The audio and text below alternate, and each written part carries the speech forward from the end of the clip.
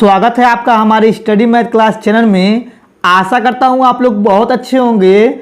आज हम आपको इस वीडियो में बताएंगे कि दो सदिशों के बीच न्यूनतम दूरी ज्ञात कीजिए। देखिए कक्षा 12 के चैप्टर नंबर 12 से लिया गया है। अगर आप लोग शुरू से लेकर लास्ट तक पूरा वीडियो देख लेंगे तो आप लोग दो सदिशों के बीच न्यूनतम दूरी ज्ञात करना सीख जाएंगे। और देखिए ये आपके बोर्ड में हर साल 8 नंबर का पूछा जाता है। तो चलिए अब हम क्या करते हैं, पहला नंबर क्वेश्चन हल करके बताते हैं। अब देखिए पहला नंबर क्वेश्चन यहाँ पे लिखा हुआ है, रेखाओं आर वेक्टर बराबर कोष्टक में i cap plus 2j cap plus 3k cap. ठीक है, फिर देखिए यहाँ पे सिंपल तरीके से कोष्टक बंद, फिर प्लस, फिर यहाँ पे अल्फा, फिर अगले कोष्टक में लिखा है आई कैप माइनस 3j कैप, फिर प्लस 2k कैप। ठीक है, और यहाँ पे लिखा हुआ है आर वेक्टर बराबर, फिर अगले कोष्टक में लिखा है 4i cap plus 5j cap plus 6k cap. ठीक है, फिर प्लस, फिर देखिए यहाँ पे अल्फा, फिर अगले क्वेश्चन में लिखा हुआ है 2i cap plus 3j cap फिर प्लस k कैप। ठीक है, इसके बीच की दूरी ज्ञात करना है। तो देखिए यहाँ पे पहले सिंपल तरीके से क्या करेंगे, लिखेंगे हल। ठीक है, अब देखिए यहाँ पे जो दिया है a वेक्टर बराबर, जो यहाँ पे दिया ये वाला, देखिए यहाँ पे ये वाला जो दिया है ना, इसको लिख लेंगे सिंपल तरीके से, यानी कि a1 वेक्टर बराबर। ठीक है, a1 वेक्टर बराबर इसको लिखेंगे i, ठीक है, i cap plus 2j cap, ठीक है, फिर प्लस 3k कैप। ठीक है, देखिए इसको लिख लिए हैं।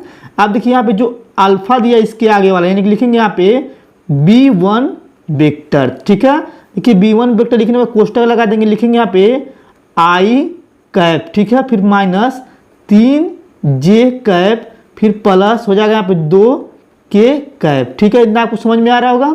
अब देखिए इसके नीचे दिखा, यहाँ पे लिखा हुआ आर वेक्टर बराबर, जो इसके नीचे लिखा हुआ है, तो इसको लिखेंगे a2 वेक्टर, फिर बराबर, फिर कोष्टक लगा देंगे, फिर लिखेंगे 4i कैप, फिर प्लस 5j कैप, फिर यहाँ पे लिखेंगे प्लस 6k कैप। ठीक, इतना को अच्छे समझ में आ रहा होगा। अब देखिए इसी प्रोसेस से आगे भी लिखेंगे b2 वेक्टर, फिर बराबर, देखिए इसको अगले कोष्टक में लिखेंगे 2i कैप, ठीक है, फिर प्लस 3j कैप, फिर प्लस k कैप। ठीक, इतना प्रोसेस समझ में आ गया होगा।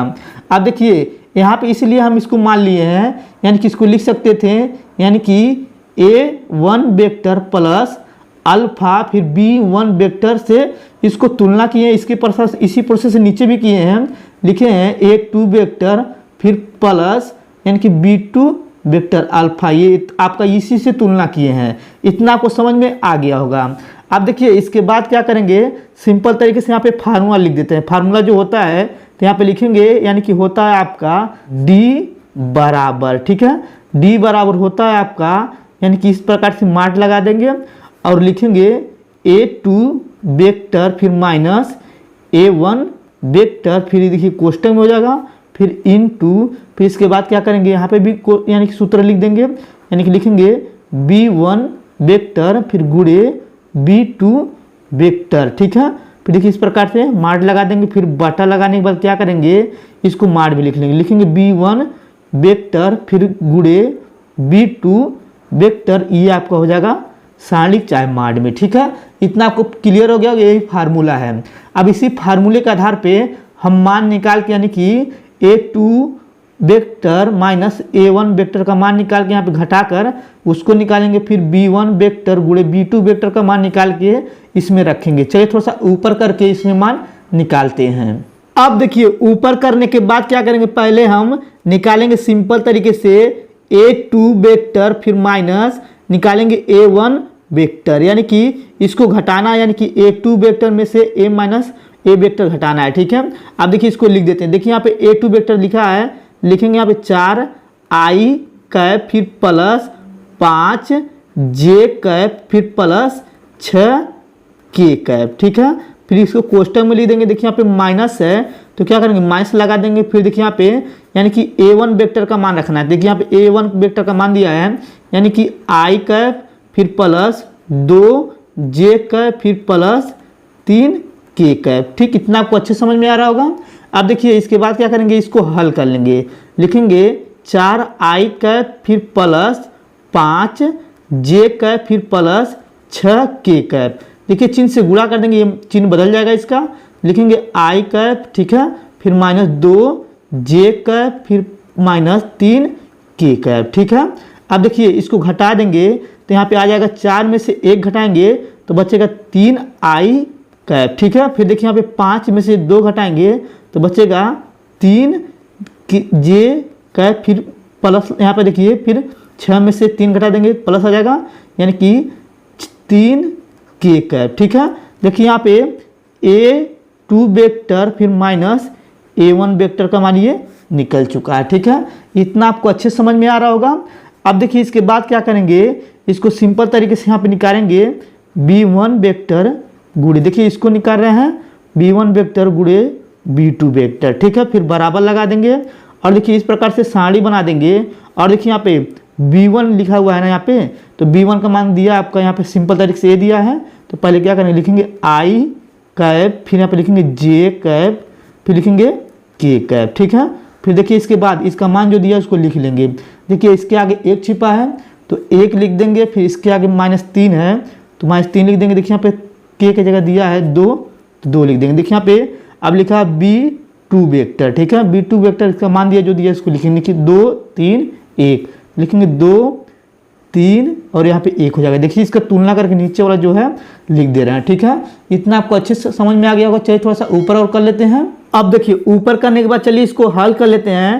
तो यहाँ पे बराबर लगा देंगे और इसको लिखेंगे b1 वेक्टर गुणे b2 वेक्टर। ठीक है, अब देखिए इसको हल करेंगे तो i यहाँ पे बाहर आ जाएगा। ठीक है, यानी कि i का फिर देखिए यहाँ पे पहला पंक्ति पहला स्तंभ गायब कर देंगे तो -3 हो जाएगा। ठीक है, और यहाँ पे हो जाएगा 3 दूनी 6 हो जाएगा माइनस में। ठीक है, फिर देखिए यहाँ पे प्लस लगा देंगे, नहीं माइनस प्लस माइनस होता है यहाँ पे, लिखेंगे j का फिर कोष्टक लगा देंगे। यहाँ पे ये पहला पंक्ति दूसरा स्तंभ गायब हो गया, 1 से गुणा करेंगे 1 में तो 1 हो जाएगा, 2 से गुणा करेंगे 2 में 2 दूनी 4 हो जाएगा। ठीक है, फिर इसको प्लस लगा देंगे, k कैप लिख देंगे। ठीक है, क्योंकि k ले रहे हैं तो पहला पंक्ति तीसरा स्तंभ गायब हो गया तो ये बच्चा ये आपका देखिए बच्चा, यानी कि 3 से गुणा कर 3 1 कम 3 और 3 दूनी 6, यहाँ पे माइनस ऑलरेडी माइनस प्लस हो जाएगा। ठीक है, अब देखिए इसके बाद क्या करेंगे, इसको जोड़ लेंगे तो -9 i कैप हो जाएगा क्योंकि 3 6 9 हो गया। फिर देखिए यहाँ पे इसको यहीं घटा लेंगे तो माइनस माइनस प्लस हो जाएगा और यहाँ पर हो जाएगा 3j कैप। फिर देखिए यहाँ पे यानी कि इसको जोड़ लेंगे तो प्लस हो जाएगा और 3 6 9 हो जाएगा, यहाँ पर हो जाएगा 9k कैप। ठीक है, इतना आपको प्रोसेस समझ में आ गया होगा। इतना आपको समझ में आ गया होगा। अब देखिए इसके बाद क्या करेंगे, आप लिखेंगे यानी कि b1 वेक्टर गुणे b2 वेक्टर का हम यानी कि माड निकालें, यानी कि माड निकालना है। ठीक है, अब देखिए इसके बाद क्या करेंगे, इस प्रकार से करनी बना देंगे। करनी बनाने के बाद देखिए यहाँ पे 9 है तो 9 का स्क्वायर इस प्रकार से करेंगे, फिर यहाँ प्लस से प्लस लगा देंगे, फिर 3 का स्क्वायर करेंगे, फिर यहाँ पे देखिए +9 है तो 9 का स्क्वायर कर देंगे। ठीक है, इतना आपको अच्छे से समझ में आ रहा होगा। अब देखिए इसके बाद क्या करेंगे, इसका वर्क कर देंगे। तो वर्क करेंगे तो हो जाएगा यहाँ पे, फिर करनी एक बार बना देंगे। करनी बनाने में 99 81 और यहाँ पर हो जाएगा 3 3 का 9 फिर 99 81 हो जाएगा। ठीक है, अब चलिए थोड़ा सा और ऊपर कर लेते हैं।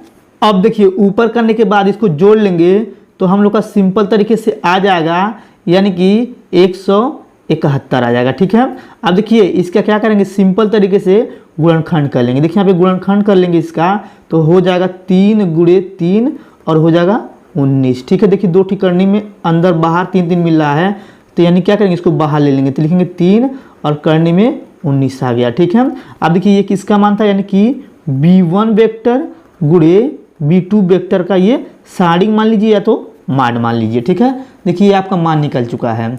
अब देखिए इसके बाद क्या करेंगे, यहाँ पे हम जो फार्मूला ऊपर लिखे थे उसको लिखकर जो मान निकला था, यानी कि देखिए यहाँ पे ऊपर आपका निकला था a2 vector minus b1 vector और यहाँ पे ये निकला और यहाँ पे देखिए यहाँ पे सिंपल तरीके से ये निकला हुआ। ठीक है, देखिए यहाँ पे ये निकला, यही इसका मान आया है। चलिए यहाँ पे क्या करते हैं, हल करके दिखाते हैं, यानी सूत्र रख देते हैं। ठीक है, अब देखिए यहाँ पे फार्मूला लिखकर थोड़ा सा ऊपर कर लिए क्योंकि यहाँ पे अट नहीं रहा था। ठीक है, अब देखिए यहाँ पे सिंपल तरीके से लिखेंगे d बराबर। ठीक है, देखिए इस प्रकार से माड बना देंगे। ठीक है, माड बनाने के बाद देखिए यहाँ पे सिंपल तरीके से जो यानी कि a2 vector minus b1 vector का मान जो लिख रहा था वहाँ पे लिखेंगे, फिर गुणा लगा देंगे, फिर यहाँ पे b1 वेक्टर गुणे b2 वेक्टर जो निकला था उसको रख देंगे। ठीक है, देखिए यहाँ पे रखना है सिंपल तरीके से।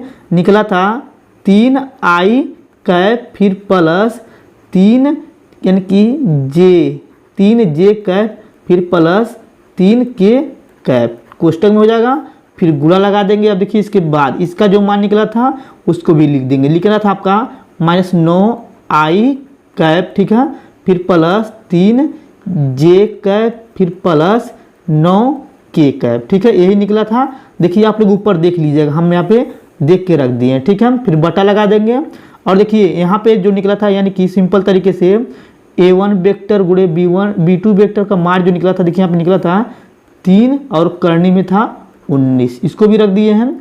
अब देखिए इसके बाद क्या करेंगे, लिखेंगे d बराबर। ठीक है, अब देखिए इसके बाद क्या करते हैं, देखिए i से i में गुणा करेंगे, j से j में गुणा करेंगे और k से k में गुणा कर देंगे। ठीक है, और देखिए यहाँ पे i स्क्वायर बराबर होता है 1 और j स्क्वायर बराबर होता है यानी कि 1 और यहाँ पे k स्क्वायर बराबर होता है यानी कि 1 होता है। ठीक है, देखिए यानी कि i से i में गुणा करेंगे तो 9 तरीका 27 हो जाएगा, माइनस में 27 और यहाँ पे i कैप का मान जो हो गया यानी कि सिंपल तरीके i स्क्वायर तो 1 हो जाएगा।